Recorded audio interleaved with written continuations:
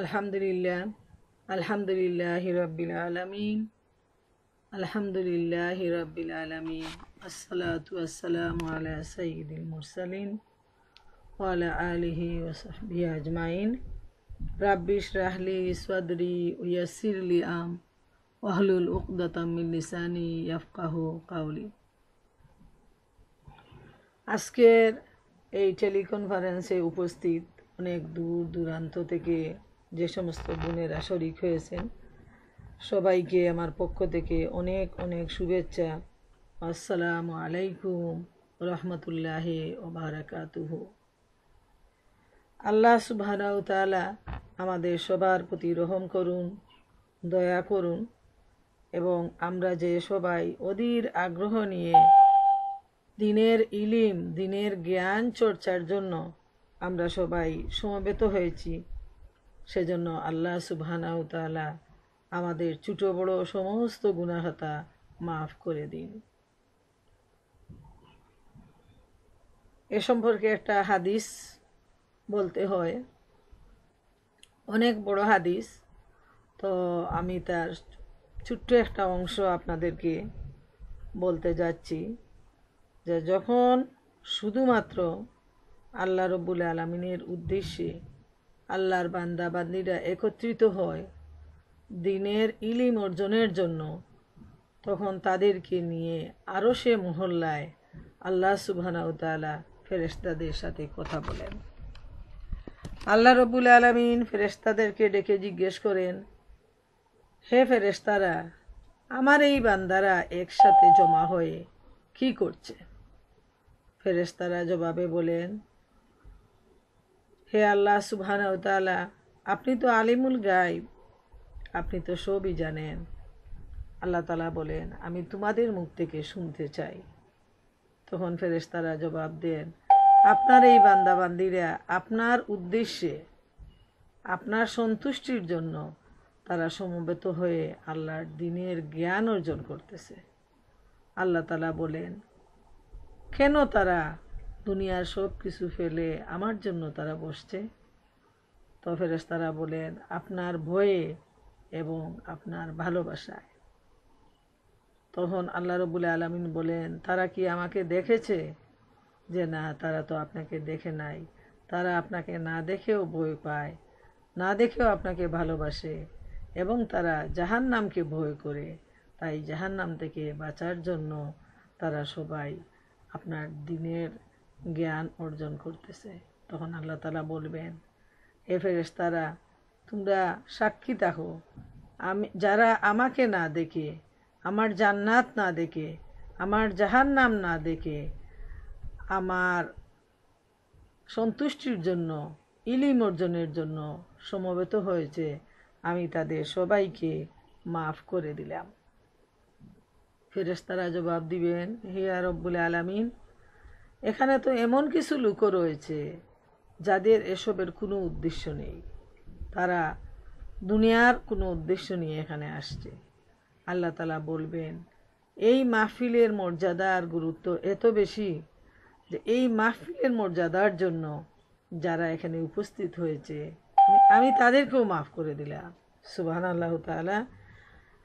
এই সহিহ হাদিসের উপর বিশ্বাস রেখে আমরা সবাই মনের আনন্দ নিয়ে প্রতিটা সপ্তাহে ইলম অর্জনের জন্য, আল্লাহর সন্তুষ্টি অর্জনের জন্য আমরা সবাই সমবেত হই, এই আশা নিয়ে যেন আল্লাহ সুবহানাহু ওয়া তাআলা আমাদের সবাইকে মাফ করে দেন এবং আমাদের সবাইকে দ্বীনের ইলম অর্জনের তৌফিক দেন এবং এই ইলম অনুযায়ী যেন আমরা আমাদের জীবনকে সিরাতুল মুস্তাকিমের পথে পরিচালিত করতে পারি, সেই তৌফিক, সেই সুযোগ, সেই যোগ্যতা যেন আল্লাহ তাআলা আমাদেরকে দেন। আমিন, আল্লাহুম্মা আমিন। প্রিয় বোনেরা আমার, আজকের আলোচনার বিষয় হলো এবাদতের গুরুত্ব ও তাৎপর্য। এবাদত কি? এবাদতের সঠিক অর্থ কি? এবাদতের মূল্য কি? কোনটাকে এবাদত বলা হয়? সে ব্যাপারে আমাদের সমাজের লোকদের ভুল ধারণা রয়েছে এবং ধারণার অভাব রয়েছে। তাই কুরআন হাদিসের দৃষ্টিকোণ থেকে এই বিষয়টি যদি আমরা আলোচনা করি তাহলে আমাদের কাছে পরিষ্কার হবে যে কোনটা ইবাদত এবং কিভাবে ইবাদত করলে আল্লাহ সুবহানাহু ওয়া তাআলার নৈকট্য অর্জন করা সম্ভব। ইবাদতের অর্থ হলো আল্লাহ তাআলাকে ডাকা, আল্লাহর কাছে দোয়া চাওয়া, আল্লাহর উদ্দেশ্যে যাবতীয় কাজ সম্পাদন করা। আমরা যা করব সব কিছু করব আল্লাহ সুবহানাহু ওয়া তাআলার সন্তুষ্টির উদ্দেশ্যে এবং রাত দিন 24 ঘন্টা আমাদের প্রতিটা কাজের উদ্দেশ্য হবে আল্লাহ রব্বুল আলামিনের সন্তুষ্টি, আল্লাহর আদেশ পালন, আল্লাহর নিষিদ্ধ কাজ থেকে বিরত থাকা। আল্লাহ রব্বুল আলামিনের সন্তুষ্টি অর্জন মুমিন জীবনের একমাত্র লক্ষ্য, একমাত্র কামনা। আর এই লক্ষ্য অর্জনের মাধ্যমে খালিসভাবে আল্লাহর ইবাদত করাই হলো আমাদের জীবনের একমাত্র সাধনা, একমাত্র উদ্দেশ্য এবং প্রধান উদ্দেশ্য, শেষ উদ্দেশ্য হলো আল্লাহ সুবহানাহু ওয়া তাআলার রেজামন্দি হাসিলের উদ্দেশ্যে আল্লাহর কাছে মাথা নত করে দেয়া, আল্লাহর আনুগত্য করা, আল্লাহর দরবারে ইবাদত বন্দেগী করা। ইবাদতের অর্থ অনেক ব্যাপক, যা দিন ও জীবনকে শামিল করে। পুরো দিনের মধ্যে, দিন ইসলামের মধ্যে যা, তাই হলো ইবাদত। মনে রাখা প্রয়োজন আমাদের সমাজের কিছু সংখ্যক মানুষ, আর কিছু বললেও ঠিক হবে না, বলতে হবে বিরাট সংখ্যক মানুষ ইবাদতের উদ্দেশ্যকে ভুল ব্যাখ্যা দান করে এবং ভুল পথে পরিচালিত হয়। মানুষের ধারণা নামাজ, রোজা, তাসবিহ, তাহলিল শুধু এতটুকুর নামই হচ্ছে ইবাদত। শুধু যদি এতটুকু কাজ ইবাদত হয় তাইলে আসুন আমরা একটু হিসাব মিলাই। 24 ঘন্টা রাত দিন, এর মধ্যে যদি একজন মানুষ 5 ওয়াক্ত নামাজ পড়ে এবং খুব সুন্দরভাবে সে নামাজটা আদায় করে, তাহলে 5 ওয়াক্তে তার মাত্র 50 মিনিটের প্রয়োজন। আমি বেশি করে বললাম, তাও 50 মিনিট হবে। এরপর যদি সে প্রতিদিন কুরআন তেলাওয়াত করে, তারপর কিছু তাসবিহ তাহলিল করে, তো সব মিলায়ে 1.5 ঘন্টা 2 ঘন্টার ভিতরে তার নফল ইবাদত বন্দেগী, কুরআন, তাসবিহ, তাহলিল সব শেষ হয়ে যাবে। বাকি 22 ঘন্টা সময় সে কি আল্লাহর বান্দা নয়? একজন বান্দার 24 ঘন্টার জীবন হলো আল্লাহর জন্য কুরবানি করা। তার সারা জীবনের সময়, শ্রম, অর্থ সব কিছুই হলো আল্লাহ সুবহানাহু ওয়া তাআলার জন্য। এটা হলো ঈমানের দাবি, ইসলামের দাবি। মুমিন জীবনের প্রত্যেকটা দিন, ঘন্টা, মুহূর্ত হবে আল্লাহ সুবহানাহু ওয়া তাআলার উদ্দেশ্যে নিবেদিত। তাহলে আমরা যদি শুধু নামাজ, রোজা, তাসবিহ, তাহলিলের মধ্যে, তেলাওয়াতের মধ্যে যদি মনে করি যে এতটুকুই ইবাদত, তাহলে আমরা তো মাত্র ঘন্টা, 1.5 ঘন্টা 2 ঘন্টা সময় আল্লাহর বান্দা, আর বাকি 22 ঘন্টা আল্লাহর বান্দা থেকে বিচ্ছিন্ন হয়ে গেলাম। তাইলে এই ধারণা যাদের মনের মধ্যে রয়েছে, এটা হলো সম্পূর্ণ ভুল। মুমিনের জীবনটাই হলো ইবাদত, যদি সে আল্লাহ সুবহানাহু ওয়া তাআলার হুকুম অনুযায়ী তার জীবন আল্লাহর রাস্তায় সে পরিচালিত করে, তাহলে তার উঠা বসা, তার লেনদেন, তার খাওয়া দাওয়া, তার ঘুম, তার যাবতীয় কাজকর্ম এবাদতের মধ্যে শামিল হবে।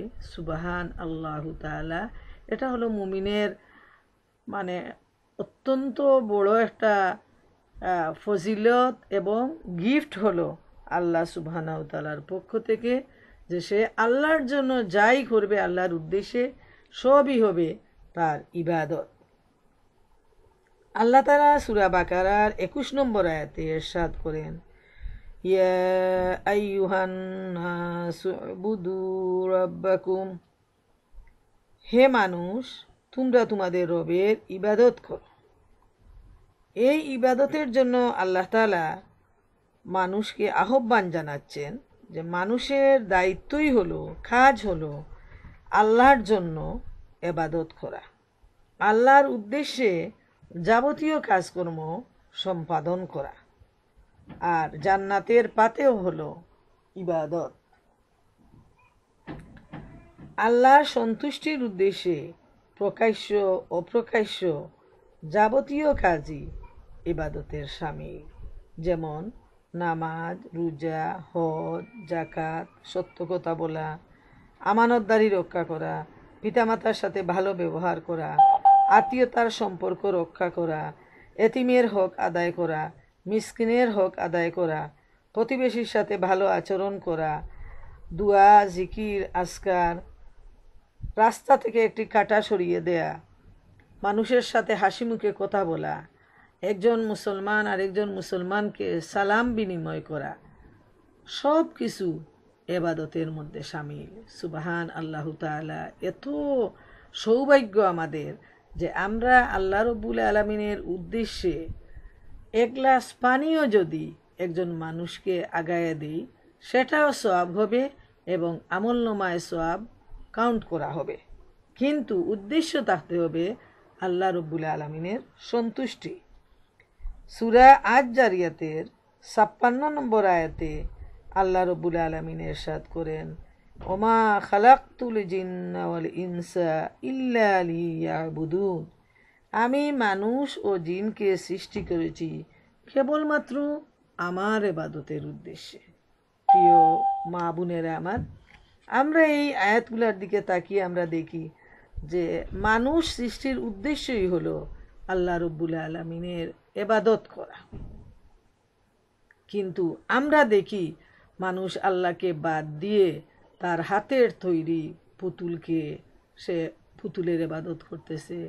মুসলমানের মধ্যে এমন মানুষ রয়েছে যারা আল্লাহ তাআলাকে বাদ দিয়ে মানুষের ইবাদত করে, মানুষের কাছে প্রয়োজনের জন্য মুখাপেক্ষী হয়, মানুষকে সেজদা করে এবং ইবাদতের যে উদ্দেশ্য, সেই উদ্দেশ্য থেকে সম্পূর্ণ বিপরীতমুখী কাজ সে সম্পাদন করে এবং সে মনে করে এটা তার জীবনে সাফল্য নিয়ে আসবে।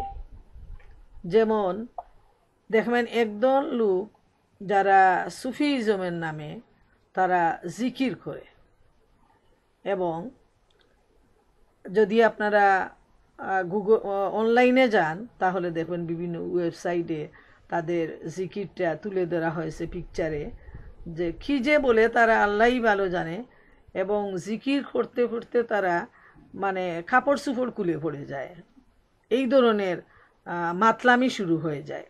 তো এটা কিন্তু সে যে যাই বলুক, এটা কিন্তু ইবাদত নয়, বরং ইবাদতের নামে সমাজে বিদাতের চালু করা।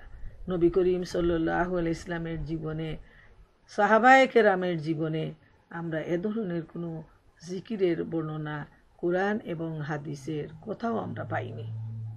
যে মানুষ ড্রাগ এডিক্টের মতো আল্লাহু আল্লাহু বলে সে পাগল হয়ে যাচ্ছে, আল্লাহর কলিমার জিকির লা ইলাহা ইল্লাল্লাহ, এতটুকু মানুষ শান্ত শিষ্টভাবে অর্থের দিকে লক্ষ্য রেখে ধীরে স্থিরে একা একা সে পড়বে। কিন্তু সবাই মিলে আল্লাহু আল্লাহু বলে একদম ড্যান্স শুরু করে দিবে, কাপড় চোপড় খুলে পড়বে। এ কোন ধরনের ইবাদত? ইবাদতের নামে এটা এক ধরনের মানে সম্পূর্ণভাবে একটা বিদাত হয়ে যায়। তাই এ ব্যাপারে আমাদেরকে খুব সতর্ক থাকা প্রয়োজন যে এইগুলো গুনাহের শামিল, এবং সওয়াব তো দূরের কথা, এগুলো থেকে মানুষ আল্লাহ থেকে আরও অনেক দূরে সরে যাবে।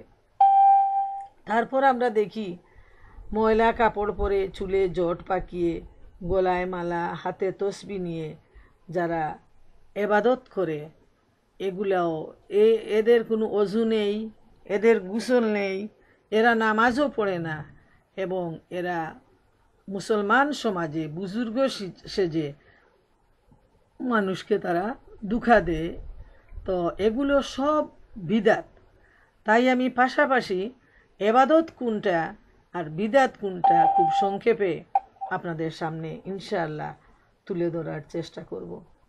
এরপর আমরা আরেকটা দেখি বিদাতের প্রচলন, যেটা আলিম উলামারা না বুঝে হয়তোবা অথবা স্বার্থের বশবর্তী হয়ে যেটা তারা করেন, এবং আগেও যারা করে গেছেন আমাদের চোখেও আশেপাশে এমন কিছু পীর ফকিরের বাড়ি ছিল যে আমরা দেখেছি যে মানুষের যখন কোনো ধরনের বিপদ মুসিবতের সম্মুখীন হয়, তো সে মনে করে যে আমার দোয়া তো আল্লাহর কাছে পৌঁছাবে না, আমি তো বুজুর্গ না, আমি তো অলি না, আমি পীর না, আমি তো একদম সাধারণ একজন মানুষ, আমার ঠিকমতো নামাজ নেই, রোজা নেই, পর্দা নেই। তখন সে নিজেকেই সে আল্লাহ থেকে দূরে মনে করে এবং বিশ্বাস করে যে তার দোয়া আল্লাহর কাছে পৌঁছাবে না। এই ধরনের লোকেরা সমাজে মনে করেন 80% লোক আছে এই বিশ্বাস নিয়ে যারা বসবাস করতেছে। তারা কি করে বিপদের দিনে অথবা যখন কেউ মৃত্যু পথযাত্রী তার জন্য, অথবা হয়তো সেই লোকটা মারা গেছে তার জন্য তারা কোরআনের খতম মানে, তসবির খতম মানে, এবং হুজুরের বাড়ি পেরেশান হয়ে আসে যে হুজুর আমার অমুক অসুস্থ, তার জন্য আপনি দোয়া করুন, খতম করুন, এবং হুজুরকে ভালো একটা মজুরি দিয়ে যায়, এবং হুজুর তো আরও অনেক মানুষের কাছ থেকে মজুরি আদায় করে অনেকগুলা খতম হুজুরের বাড়ি জমা হয়।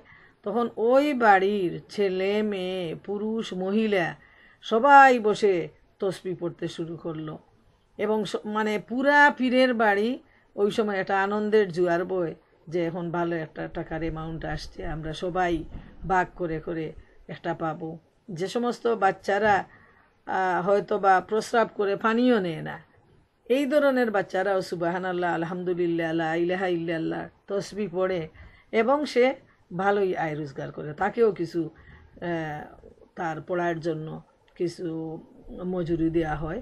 এইভাবে দেখা যায় কুরআন খতম, তসবির খতম লোকরা নিজেরা না করে সারা বছর কুরআনের সাথে নেই, তসবির সাথে নেই, কিন্তু বিপদ মুসিবতের দিনে তাও নিজেরা না পড়ে টাকা দিয়ে হুজুর, পীর, তারপর মাশায়েখ, সুফি উনাদের হাতে দিয়ে দিল, এবং উনারা সবাই মিলে তাড়াহুড়া করে খতমটা পড়ে সেই বিরাট অঙ্কের অ্যামাউন্ট তারা বাগিয়ে নিল।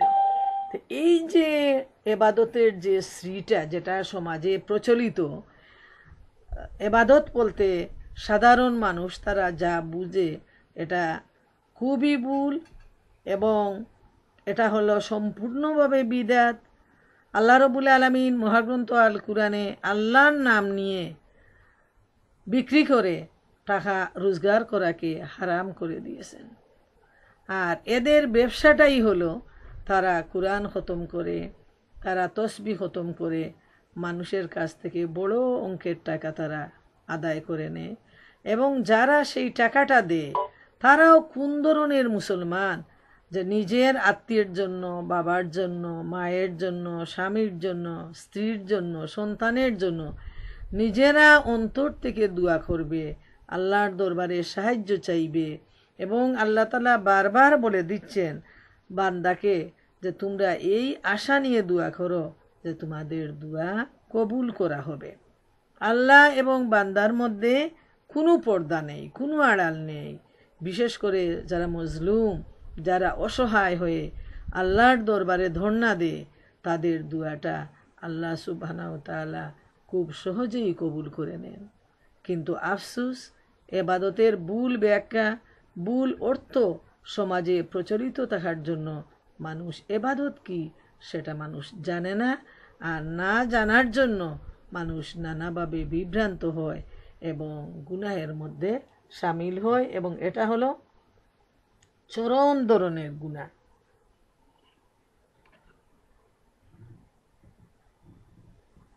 আল্লাহ রব্বুল আলামিন মহাগ্রন্থ আল কুরআনে ইরশাদ করেন, ইয়া আইয়ুহাল্লাযীনা আমানু লা তুলহিকুম আমওয়ালুকুম ওয়ালা আওলাদুকুম আন যিকরিল্লাহ ওয়া মান ইয়াফআল যালিকা ফাউলাইকা হুমুল খাসিরুন। সূরা মুনাফিকুন 9 নম্বর আয়াত। হে ঈমানদারগণ, তোমাদের ধন সম্পদ ও সন্তান সন্ততি যেন তোমাদেরকে আল্লাহর স্মরণ হতে উদাসীন না করে দেয়। যাদেরকে উদাসীন করে ফেলবে তারাই ক্ষতিগ্রস্ত। এখানে আল্লাহ রব্বুল আলামিন ঈমানদারদেরকে ডেকে বলছেন যে মানুষের ধন সম্পদ, মানুষের সন্তান এত বেশি লোভনীয় করে দেয়া হয়েছে, এত বেশি মহব্বতের করে দেয়া হয়েছে যে মানুষ সন্তান এবং সম্পদের জন্য আল্লাহর স্মরণ থেকে গাফিল হয়ে যায়। সে টাকা পয়সা অর্জনের জন্য এত বেশি এর পিছনে সময় দেয়, এত বেশি সে পেরেশান হয়ে যায় যে নামাজের কথা সে ভুলে যায়। নামাজের সময় তার থাকে না, ধীরে স্থিরে যে সে নামাজ পড়বে সে সুযোগটাও তার হয়ে ওঠে না। এমনকি মসজিদে যখন জামাতে যায় তখন পকেটের মধ্যে বারবার সেলফোন বাজতে থাকে এবং সালামটা শেষ করেই সে তাড়াহুড়া করে সেই ফোনের জবাব দিতে থাকে। তো মনটা তখন তার একাগ্রতা থাকে না আল্লাহ তাআলার প্রতি, নামাজের প্রতি, যেহেতু বারবার তার মনটা ডাইভার্ট হয়ে যায় যে কে ফোন করলো, কোন জরুরি কাজ, কোথায় কোনটা আমি মিস করে ফেলবো, কোন ক্ষতি হয়ে যাবে আমার ব্যবসায়। এই ধরনের মনোভাব নিয়ে যখন সে নামাজ আদায় করবে তখন নামাজ থেকে যে তার প্রাপ্য, যে নামাজের বিনিময়ে যে জান্নাত, সেটা তার ভাগ্যে কতটুকু নসিব হবে আল্লাহ তাআলাই ভালো জানেন। যেহেতু নামাজের শর্ত হলো একাগ্রতার সাথে ভয় এবং বিনয়ের মাধ্যমে আল্লাহ রব্বুল আলামিনের সামনে দাঁড়ানো, রুকু এবং সেজদা করা। আর আরেকটা মহব্বতের জিনিস হলো মানুষের সন্তান। এই সন্তানের জন্য মানুষ আগুনে পর্যন্ত হাত দেয়। ঘুম নেই, নিদ্রা নেই, খাওয়া নেই, ওই সন্তানের জন্য, সংসারের জন্য সে পরিশ্রমের পর পরিশ্রম করে একদিন সে মৃত্যুমুখে পতিত হয়। তাই আল্লাহ তাআলা বলছেন যে ধন সম্পদ আর সন্তান যেন আল্লাহর ইবাদত থেকে, আল্লাহর স্মরণ থেকে মানুষকে গাফিল না করে। এখানে মনে রাখা প্রয়োজন যে এই যে স্মরণ, এই স্মরণটাই হলো ইবাদত। এ সম্পর্কে একটা হাদিসের মাধ্যমে আপনাদেরকে বিষয়টা আরও পরিষ্কার করা সম্ভব। যেমন নবী করিম সাল্লাল্লাহু আলাইহি ইসলামকে সাথে নিয়ে একবার কিছু সংখ্যক সাহাবায়ে কেরাম পথ চলছেন।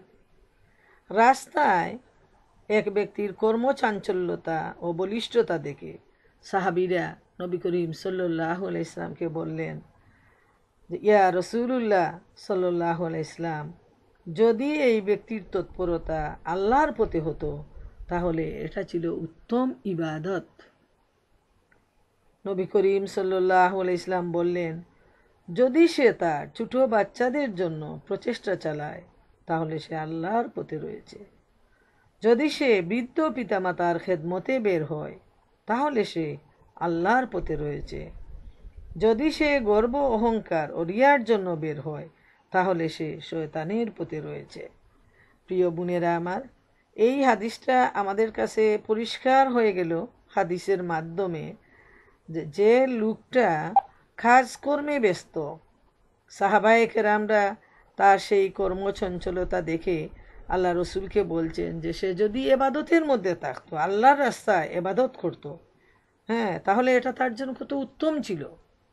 কিন্তু রহমতুল্লিল আলামিন আখেরি নবী মুহাম্মদুর রসুল্লাহ সাল্লাল্লাহু আলাইহি ইসলাম জানেন যে এবাদত কি, এবাদতের অর্থটা কি। তিনি সাথে সাথে জবাব দিলেন যে এই লোকটা যদি তার ছোট বাচ্চাদের জন্য রোজগারে যায়, সেটা হবে তার এবাদত। এই লোকটা যদি তার পিতামাতার খেদমতের জন্য ঘর থেকে বের হয়, সেটাও হবে তার এবাদত। আর যদি সে রিয়ার জন্য, গর্ব, অহংকার এই ধরনের কোনো কাজে বের হয়, তাহলে সে শয়তানের পথে রয়েছে। বাকি যত ধরনের কল্যাণমূলক কাজ আছে, সব যে কোনো কাজে যদি সে বের হয়, তাহলে সেটা হবে আল্লাহর পথে এবং সেটা হবে তার জন্য ইবাদত। মনে রাখা প্রয়োজন, এই যে রোজগার, হালাল পথে রোজগার করাটাও এবাদতের শামিল। যেহেতু মানুষ প্রয়োজনের জন্য, বেঁচে থাকার জন্য আয় রোজগার করে, সেটা যদি বিলাসিতা না হয়, অহংকার না হয়, প্রতিযোগিতা না হয়, তাহলে সেই হালাল পথের এবাদতটা হবে, তার হালাল পথের রোজগারটা হবে তার জন্য এবাদত। সুবহান আল্লাহ।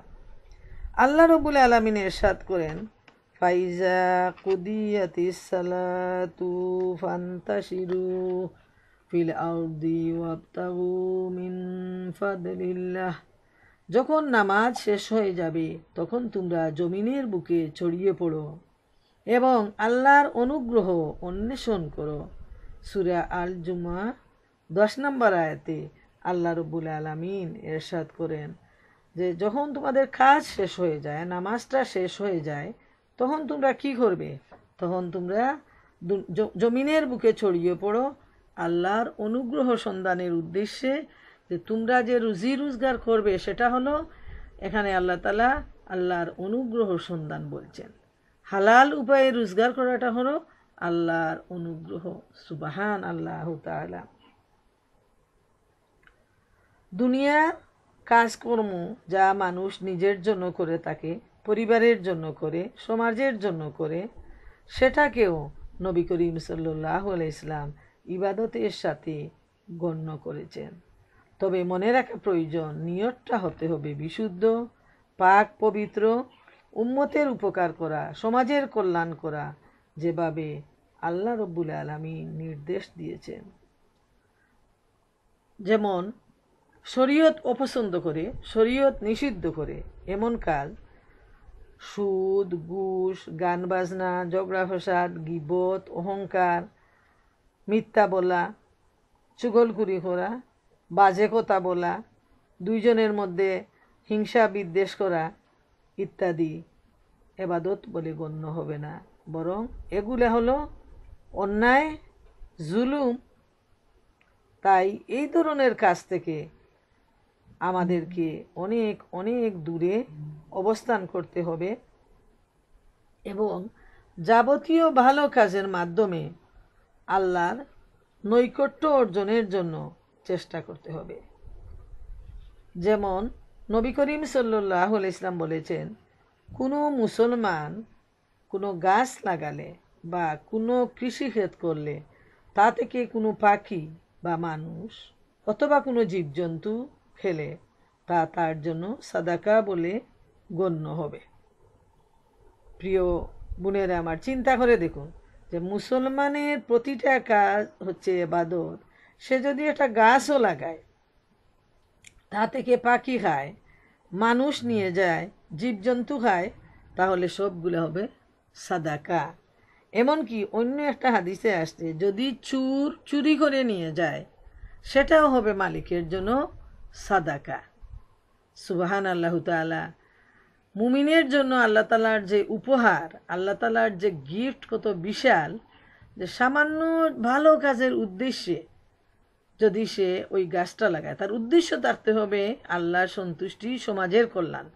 যে আমি তো থাকবো না, আমি এই গাছটা লাগালাম, আমার আত্মীয় স্বজন, আমার বাড়ির লোক, আমার গ্রামের লোক, পশু পাখি সবাই খাবে।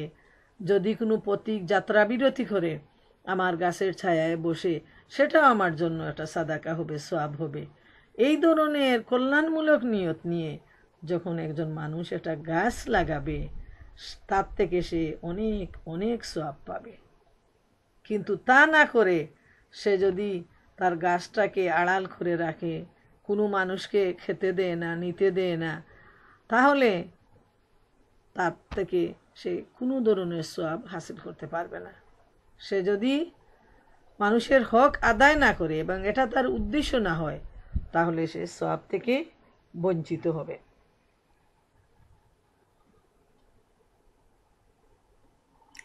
মানুষ হলো আল্লাহ রব্বুল আলামিনের খলিফা।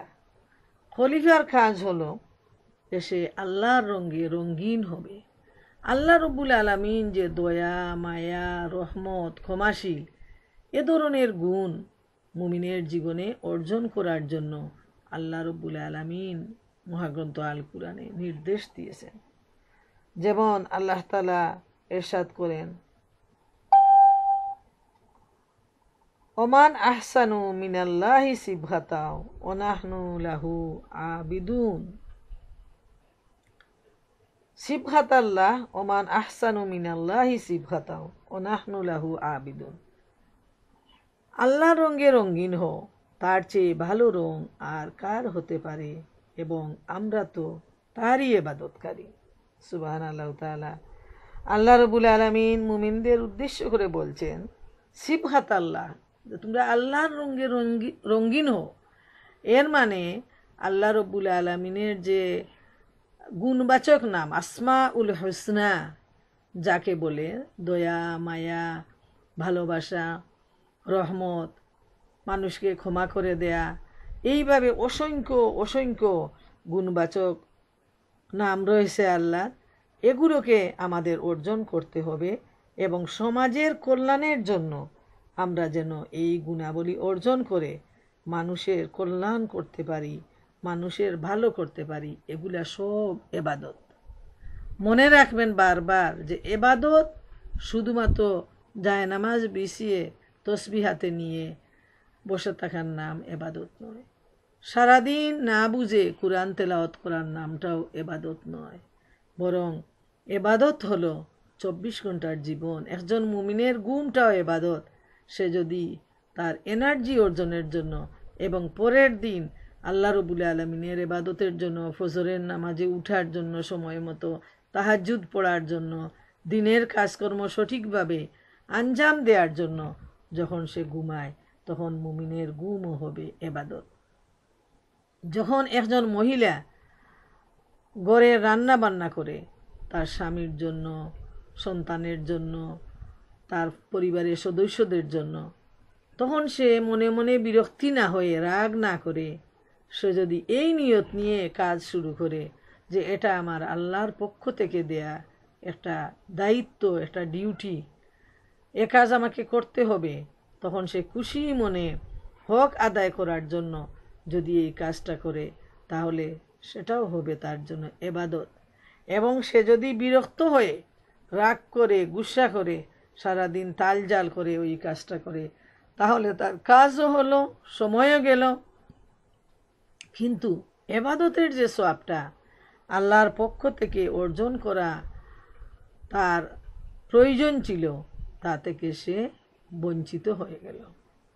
তাই মনে রাখা প্রয়োজন যে প্রতিটা কাজের উদ্দেশ্য হবে আল্লাহর সন্তুষ্টি, নেক নিয়ত। নবী করিম সাল্লাল্লাহু আলাইহি সাল্লাম বলছেন, ইন্নামা আমালু বিন্নিয়ত, প্রতিটি কাজের ফলাফল নিয়তের উপর নির্ভরশীল। তো এই নিয়তটা আমাদেরকে সুন্দর রাখতে হবে, সঠিক রাখতে হবে। যেমন একটা এক্সাম্পল দেয়া যায় যে ডাকাতের হাতের তরবারি আর মুজাহিদের হাতের তরবারি উদ্দেশ্য কি সমান?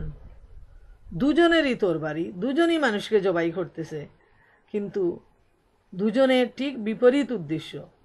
ডাকাতের উদ্দেশ্য হলো মানুষকে জুলুম করে, তাকে মেরে হত্যা করে তার সম্পদ লুট করা। তার রেজাল্ট হচ্ছে, পরিণতি হচ্ছে আল্লাহর পক্ষ থেকে কঠিন শাস্তি। আর মুজাহিদের তলোয়ারের উদ্দেশ্য হচ্ছে সমাজের কল্যাণ। আল্লাহর হুকুম পালনের জন্য মুজাহিদ শত্রুকে নিধন করে এবং সেজন্য সে তরবারি চালায়, হয়তো সে মারে অথবা সে শহীদ হয়। তাই এই দুইজনের উদ্দেশ্যর সাথে তাদের রেজাল্টটাও রাত আর দিনের পার্থক্য। মুজাহিদের রেজাল্টটা হলো জান্নাত আর ডাকাতের রেজাল্টটা হলো জাহান্নাম। তাই এবাদতের উদ্দেশ্যটা কি সেটা বুঝতে হবে। যে এইভাবে যদি মানুষকে ঠকানোর জন্য পীর সেজে জিকির আজকার করে, তারা যদি টাকা পয়সা রোজগার করে, তাহলে সেই এবাদতটা হবে, এবাদতের উদ্দেশ্য যেমন খারাপ, ব্যক্তিগত স্বার্থ হাসিল, আল্লাহর সন্তুষ্টি উদ্দেশ্য নয়, তাই তার রেজাল্টটাও হবে আল্লাহর পক্ষ থেকে কঠিন শাস্তি। আবার যারা আল্লাহর জন্য নিজের সময়, শ্রম, অর্থ কুরবানি করে আল্লাহরই জন্য ঘর থেকে বের হয়, আল্লাহর জন্য আয় রোজগার করে, যে আমার সংসার লালন পালন করব, আত্মীয় স্বজনকে দান করব, গরিব মিসকিন মুসাফিরকে আমি সাদাকা করব, তাহলে তার প্রতিটা কাজের পিছনে অসংখ্য অসংখ্য সওয়াব আল্লাহ রাব্বুল আলামিন তাকে দান করবেন। তাইলে এই দুইজনের উদ্দেশ্যের মধ্যে যেমন পার্থক্য, তার রেজাল্টের মধ্যেও তেমনই পার্থক্য রয়েছে। একজন যখন মানুষকে জুলুম করে, তার কাছ থেকে সুদ নেয়, ঘুষ নেয়, এবং তা দিয়ে যদি সে পুরা গ্রামের লোককে 7 গরু জবাই করে খাওয়ায়, তাহলে তার ওই দানের মধ্যে কোনো সওয়াব আসবে না, গুনাহ ছাড়া।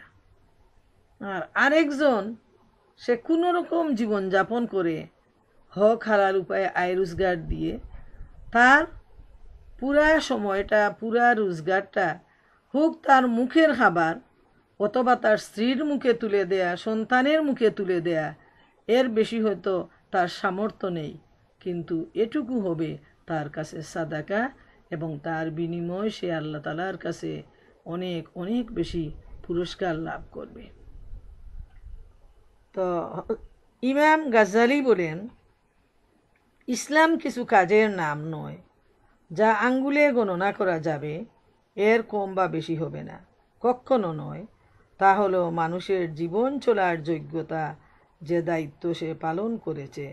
যেমন টাকা পয়সা তৈরির মেশিনে কাঁচামাল দেওয়ার পর তা যেমন মূল্যবান অর্থে রূপান্তরিত হয়, তেমনি একজন মুসলমানের জীবনে যে কাজই আসুক, তার দৃঢ় ঈমান ও সঠিক দৃষ্টিভঙ্গির ফলে তা মূল্যবান ইবাদতে পরিণত হয়।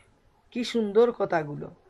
যে শুধু আঙ্গুলে গুনে গুনে যদি কেউ হিসাব করে যে আমি এই 5 ওয়াক্ত নামাজ পড়লাম, আমি 100 বার তসবিহ পড়লাম, অথবা অনেকে বলে আমি 1000 বার দিনে তসবিহ পড়ি, কিন্তু এই যে গুনে গুনে ইবাদত, এটার নাম কিন্তু ইবাদত নয়।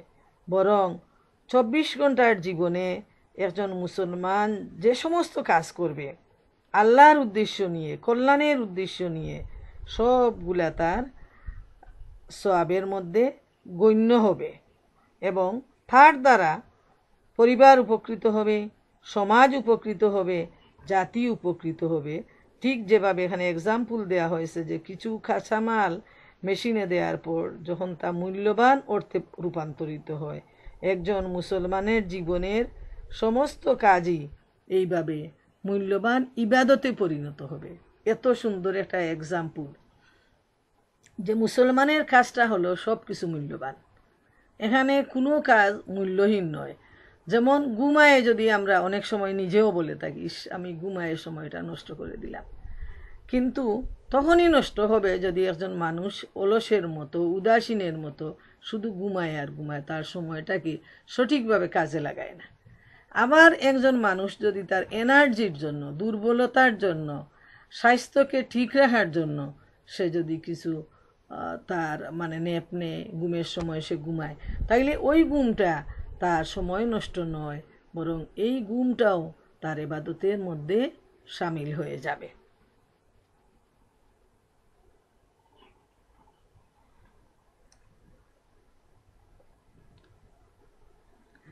মুসলমানের এবাদত শুধু যে নামাজ রোজার মধ্যে সীমাবদ্ধ তা নয়, প্রতিটা অঙ্গ দিয়ে সে আল্লাহ রব্বুল আলামিনের ইবাদত করবে। যেমন সে অন্তর দ্বারা চিন্তা করবে, সে জিহ্বার দ্বারা সে ভালো কথা বলবে, জিকির আজকার করবে, তিলাওয়াত করবে, চক্ষুর দ্বারা সে হক হালাল জিনিস দর্শন করবে এবং আল্লাহর সৃষ্টি দেখে সে শুকরিয়া আদায় করবে, কান দ্বারা সে ভালো কথা শুনবে, হাত পা দ্বারা সমস্ত শরীর দ্বারা সে আল্লাহ রেজামন্দি হাসিলের জন্য সে কাজ করবে, মানুষকে সাহায্য করবে। এসবগুলা হবে একজন ইমানদারের জন্য ইবাদত। সুবহান আল্লাহ তাআলা। তাই নবী করিম সাল্লাল্লাহু আলাইহি সাল্লাম বলেছেন, 1 ঘন্টা চিন্তা ভাবনা করা 60 বছর এবাদত করার চেয়ে উত্তম। এখন দেখেন, এই যে বললাম যে মুসলমানের প্রতিটা কাজ হলো এবাদত, সে যদি সুন্দর চিন্তা ভাবনা করে তাহলে সেটাও হবে তার জন্য এবাদত। এবং সহিহ হাদিসে রয়েছে যে একজন চিন্তাশীল, একজন তার 1 ঘন্টা চিন্তা করা 60 বছর এবাদত করার চেয়েও উত্তম। এর মানে একজন মানুষ 60 বছর এবাদত করেও সে তার সমাজ এবং জাতিকে কিছু দিয়ে যেতে পারে নাই এবং পারবেও না। সেই এবাদতটা সে তসবি যদি হয়, নামাজ হয়, এইভাবে যদি শুধু তার জন্য হয় তাহলে সেটা শুধু তার জন্য, সে সমাজকে উপকৃত করতে পারল না। আর আরেকজন চিন্তাশীল মানুষ, একজন ইসলামী স্কলার, যিনি কুরআন হাদিস স্টাডি করে সমাজকে ইসলামের সঠিক রূপের ব্যাখ্যা দিয়ে যাবেন। যেমন বর্তমান সময়ে আমরা দেখতে পাচ্ছি যে আগে যারা আলিম উলামারা, তাদের এত নলেজ ছিল না, বা অনেকে নিজের স্বার্থ সিদ্ধির জন্য বিভিন্ন কিছু ট্রেডিশন ইসলামের মধ্যে ঢুকিয়ে দিয়েছেন, যেটা নেই, যেটা বিদআত। যেমন এক্সাম্পল হিসাবে বলি 2-1টা, যে মানুষের মৃত্যুর পর তার মুর্দার পাশে বসে কুরআন খতম করা, সবাই বলে কুরআন পড়া, হুজুরকে দিয়ে কুরআন পড়ানো, হুজুররা বিরাট অঙ্কের তখন তারা রোজগার করেন। এবং এই উদ্দেশ্য নিয়েই সমাজে এমনভাবে প্রচলন হয়েছে যে এখনও আমরা এটা থেকে বের হয়ে আসতে পারতেছি না। এটা সম্পূর্ণ বিদআত। একজন মানুষ যতক্ষণ জীবিত আছে ততক্ষণ তার জন্য কুরআনের নসিহত, ততক্ষণ তার জন্য কুরআন থেকে ফায়দা হাসিল এবং কুরআনের আয়াত শোনা। যখন একজন লাশ হয়ে যায়, তার দুনিয়ার সাথে সম্পর্ক বন্ধ হয়ে যায়, চোখ কান মন সব বন্ধ হয়ে যায়। এখন তার পাশে বসে কুরআন পড়া, কুরআন খতম করা, এটা বিদআত। এবং সহিহ হাদিসগুলোতে ওইগুলা এখন বের হয়ে আসছে। ভালো ভালো স্কলাররা যারা বেশি বেশি করে স্টাডি করতেছেন, তারা ওই বিদআতগুলো তুলে ধরতেছেন, যাতে আমরা এ থেকে রক্ষা পাই, সমাজ রক্ষা পায়। এবং মুর্দার সামনে বসে পড়ার পক্ষে হাদিসে কোথাও কোনো দলিল নেই। তাই আমরা এটা থেকে বের হয়ে আসার চেষ্টা করব। তারপর 3 দিনের দিন যে সিন্নিটা, যেমন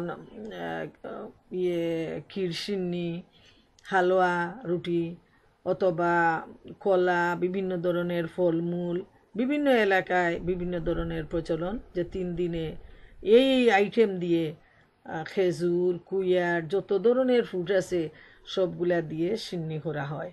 এটাও সম্পূর্ণ বিদআত। তারপর যে 40 সিন্নি, বড় ধরনের সিন্নির আয়োজন করে গ্রামবাসীকে খাওয়ানো, আত্মীয় স্বজনকে ডাকা, হুলস্থুল করা, ওইগুলো সম্পূর্ণ বিদআত। যদি সুন্নত হতো তাহলে নবী করিম সাল্লাল্লাহু আলাইহি ইসলামের ইন্তেকালের পর সাহাবায়ে কেরামরা জীবন দিয়ে হলেও তারা জবাই করতেন পশু এবং সিন্নি করতেন, এবং এগুলা আমরা ইতিহাসে পেয়ে যেতাম, সাহাবায়ে কেরামদের বর্ণনায় আমরা পেয়ে যেতাম।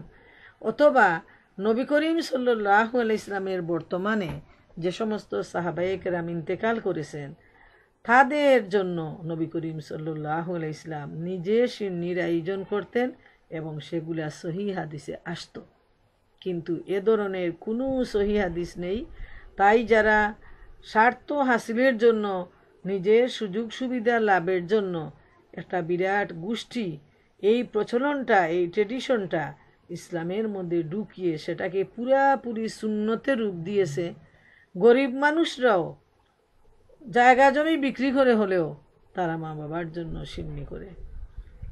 আমি আমাদের গ্রামের একজন, ওদেরকে সব সময় গরিব মানুষ সাহায্যের জন্য সব সময় তারা মানুষের কাছে হাত পাতে। তো একবার আমাদেরকে ফোন দিয়ে বলতেছে যে আমার মা তো মারা গেছেন, তো আমাদের একটা গরু আছে, ওইটা জবাই করে আমি আমার মায়ের জন্য সিন্নি করব। তবে তার এত টাকার লোনের জন্য সে মানুষের কাছে হাত পাচ্ছে। আবার গরুটা বিক্রি করে সে যদি লোন দিত তাহলে আল্লাহর কাছে, বান্দার কাছে সে যে মাফ পাইত। কিন্তু সে তা না করে তার মায়ের সিন্নির জন্য গরু বিক্রি করে সে সিন্নি করতেছে, আরও লোনে গিয়ে সে ডুবতেছে। এর একমাত্র কারণ হলো ইসলাম সম্পর্কে ধারণার অভাব, ইসলাম সম্পর্কে জ্ঞানের অভাব, এবাদত সম্পর্কে ভুল ধারণা এবং কতিপয় স্বার্থপর আলেম উলামা, মৌলবী, পীর, ফকির, মাশায়েখ এদের মাধ্যমে ইসলামের মধ্যে এই বিদাতের প্রচলন ঢুকিয়ে দেওয়ার ফলে ইবাদতের সঠিক রূপ মানুষের কাছে ধরা পড়তেছে না। এটা অত্যন্ত দুঃখের ব্যাপার। তাই এই সমস্ত ব্যাপার নিয়ে কুরআন হাদিসের মাধ্যমে আমাদের বেশি বেশি জানার প্রয়োজন এবং আলোচনা প্রয়োজন। যেমন অন্য একটা হাদিসে নবী করিম সাল্লাল্লাহু আলাইহি ইসলাম বলছেন যে 1 ঘন্টা চিন্তা ভাবনা করা সারা রাত ইবাদতের চেয়ে উত্তম।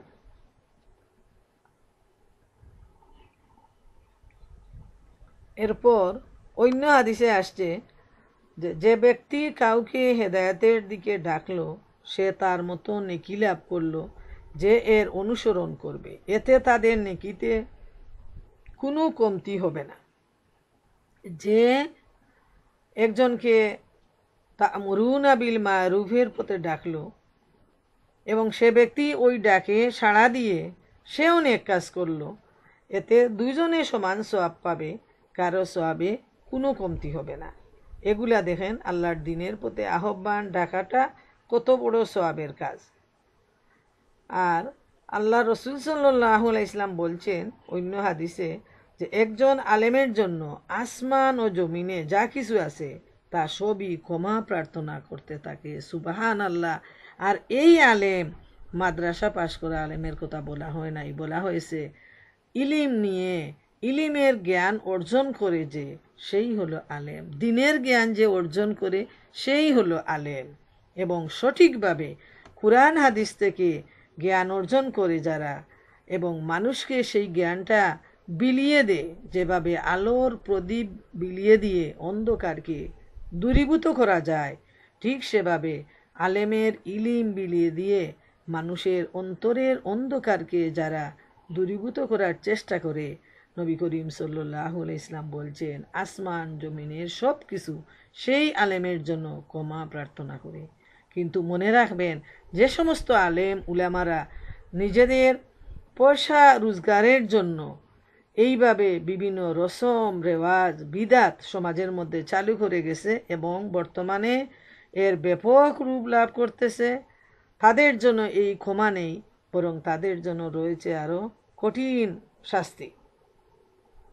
তাই প্রিয় মা বোনেরা আমার, মনে রাখা প্রয়োজন সর্বোত্তম ইবাদত হলো আল্লাহ রব্বুল আলামিনের জন্য, আল্লাহ রব্বুল আলামিনের সন্তুষ্টির জন্য, রেজামন্দি হাসিলের জন্য সময়ের দাবি অনুযায়ী কাজ করা। যখন যে কাজের নির্দেশ আল্লাহর পক্ষ থেকে দেয়া হয়েছে ঠিক সেভাবে সেই কাজ আঞ্জাম দেওয়ার নামই হলো ইবাদত।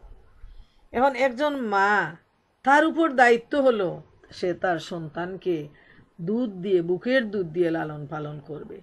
এখন যদি এই মা যদি তার প্রয়োজন না হয় এবং শুধু শখের বশবর্তী হয়ে বিলাসিতার জন্য বাচ্চাকে বেবি সিটারের হাতে দিয়ে সে কাজে চলে যায়, তাইলে সে বাচ্চার হক নষ্ট করলো। এটা তার জন্য ইবাদত নয়, বরং সে যদি ওই বাচ্চাকে দুধ দিয়ে নিজের হাতে লালন পালন করে গড়ে তুলে, সেটা হবে তার জন্য ইবাদত, এবং সেটা হবে সময় মতো কাজ করা আল্লাহর নির্দেশ অনুযায়ী। যেমন ঠিক নামাজের সময় নামাজ আদায় করা। একদল লোক আছে সব সময় তারা নামাজের শেষ সময়ে নামাজ পড়ে, এটা হলো আল্লাহর হুকুমের ব্যাপারে উদাসীন এবং গাফিল। যেমন একটা এক্সাম্পল, একজন মা তার মেয়েকে ডেকে বলছেন যে মা তুমি এদিকে আসো, আমাকে এক গ্লাস পানি দাও। হয়তো বিছানায় শুয়ে আছেন সেই মা, মেয়েটা হয়তো অন্য কোনো কাজে ব্যস্ত, অথবা সে কম্পিউটার নিয়ে আসে, সেলফোন নিয়ে টিপতেছে। তো সে তো তার আরেকটা মাইন্ড, আরেকটা জগতে আছে। অনেকক্ষণ পর মনে হলো যে মা তো আমাকে ডাকছেন পানির জন্য, এখন এসে দেখে যে না, মা হয়তো ঘুমিয়ে পড়ছেন, অথবা মায়ের পানির পিপাসা আর নেই। তখন সেই মাকে যখন পানি দিবে, সেই মা কি খুশি হবেন যে আমি তো কখন তোমাকে বলছি, আমার তো এখন আর পিপাসাও নেই, অথবা আমার এখন ঘুম পাচ্ছে, আমি আর এখন খাবো না, পানি পান করব না। তো ওই মাকে পানি দেওয়া হলো, কিন্তু মার থেকে যে দুয়া নেওয়া দরকার সেটা সে লাভ করতে পারলো না। ঠিক তেমনি একজন নামাজি যখন আল্লাহর পক্ষ থেকে নামাজের জন্য আহ্বান জানানো হয়, ওই আহ্বানে সাড়া না দিয়ে সে তার ইচ্ছা মতো আখেরি সময় গিয়ে 4 রাকাত নামাজ পড়ল, তাইলে ওইটা আর প্রথম সময়ে সাড়া দেওয়ার মধ্যে রাত দিন পার্থক্য। তাই ইবাদত হলো সময় মতো ইবাদতের হক আদায় করা। এইভাবে প্রতিটা কাজে আমাদেরকে আল্লাহর হুকুম অনুযায়ী আমাদেরকে করে যেতে হবে, তাহলে এ থেকে আমরা প্রচুর লাভবান হব। আল্লাহ রাব্বুল আলামিনের কাছ থেকে আমরা ইনশাআল্লাহ আমরা অনেক বেশি সওয়াব হাসিল করতে পারবো। এবং মনে রাখা প্রয়োজন যে মনে করেন ঈদের 5টা রোজা হলো যে হারাম, ঈদের দিনে, রোজার ঈদে এবং কুরবানির ঈদের দিন এবং তারপরে 3 দিন, এই মিলে 5 দিন। ওই সময় যদি কোনো ব্যক্তি মনে করে যে না আমি তো সারা বছরই রোজা রাখি, তো এ সময় আর আমি কাজা করব না, আমি রোজা রাখব, তাইলে ওইটা তার জন্য ইবাদত হবে না, বরং সে একটা নাফরমানি করলো এবং সেজন্য সে গুনাহগার হয়ে যাবে। তাই এইভাবে মনে রাখা প্রয়োজন যে শুধু নামাজ, রোজা, তসবিহ, তহলিলের নাম ইবাদত নয়, বরং একজন মুমিনের 24 ঘন্টা জীবনই হবে ইবাদত। এবং তখনই এটা ইবাদত হবে যখন সে প্রতিটা কাজে, কর্মে, উঠতে বসতে, চিন্তা ভাবনা করতে, মানুষের সাথে আলাপ আলোচনা, গল্পগুজব, ব্যবহার, সব কিছুতে সে চিন্তা করবে আমার আল্লাহ রাব্বুল আলামিন কি আমার এই কাজে খুশি আছেন, আমি কি হকের উপর রয়েছি, আমি কি আল্লাহর রেজামন্দি হাসিল করতে পারতেছি। এই ধ্যান ধারণা নিয়ে সে যখন জীবনের পথ চলবে, তখন ইনশাআল্লাহ তাআলা তার প্রতিটি পদক্ষেপ হবে ইবাদত, এবং এইভাবে ইবাদতের মাধ্যমে একদিন সে জান্নাতের মেহমান হয়ে যাবে ইনশাআল্লাহ তাআলা। আর যারা ইবাদতের সঠিক মর্ম বুঝে না, বিদাতের মধ্যে থাকে, নিজের মন গড়া অনুযায়ী জীবন যাপন করে, তারা এইভাবে চলতে চলতে একসময় মৃত্যুমুখে পতিত হয়ে জাহান্নামের দাউ দাউ করে আগুনে জ্বলবে, এবং তখন আফসোস করবে যে কুরআন হাদিস থেকে ইলম অর্জন করে যে সমস্ত আলেমরা, যে সমস্ত লোকেরা আমাদেরকে ভালো ভালো কথা শোনাতো, কেন তাদের কথা শুনলাম না, কেন তাদের কথা মানলাম না। নিজের স্বার্থের জন্য, আনন্দের জন্য আমরা ভুল পথে অতিবাহিত করলাম আমাদের জীবন। তাই তাদের আফসোসের সীমা থাকবে না, কিন্তু তখন আফসোস করে কোনো লাভ হবে না। তাই প্রিয় মা বোনেরা, আসুন আমরা ইবাদতের গুরুত্ব এবং তাৎপর্য এই আলোচনার মাধ্যমে ইবাদতের সঠিক হক আদায় করতে পারি, সঠিকভাবে ইবাদতের মাধ্যমে আল্লাহর রেজামন্দি হাসিল করতে পারি। আর যে সুন্দর জান্নাত আল্লাহ রাব্বুল আলামিন তার প্রিয় বান্দাদের জন্য তৈরি করে রেখেছেন, সেই জান্নাতের মেহমান হওয়ার সৌভাগ্য অর্জন করতে পারি। আল্লাহ তাআলা কাউকে বঞ্চিত করেন না। মনে রাখবেন, আমরা আশা নিয়ে আল্লাহর পথে চলব, আমরা আশা নিয়ে আল্লাহর পথে কাজ করব, আমরা আশা নিয়ে আল্লাহর কাছে দোয়া চাইব। ইনশাআল্লাহ তাআলা আল্লাহ রব্বুল আলামিন মহান দয়াবান, তিনি রহমতের মালিক, তার রহমত আমাদেরকে ডেকে ফেলবে। আমরা সেই বিপদের সময় যখন মানুষ পেরেশানির মধ্যে থাকবে, তখন আল্লাহর প্রিয় বান্দারা তার রহমতের ছায়াতলে আশ্রয় লাভ করবে। আমরা যেন সেই আশ্রয়কারীদের একজন হতে পারি। আল্লাহ সুবহানাহু ওয়া তাআলা আমাদের সবাইকে সেই তৌফিক দিন। ও আখিরু দাওয়ানা আনিল হামদুলিল্লাহি রাব্বিল আলামিন। আপনারা সবাই ভালো থাকুন, সুস্থ থাকুন। আগামীর প্রোগ্রামের জন্য আবারও আমরা অপেক্ষায় থাকবো। আল্লাহ আমাদের সবাইকে তৌফিক দান করুন।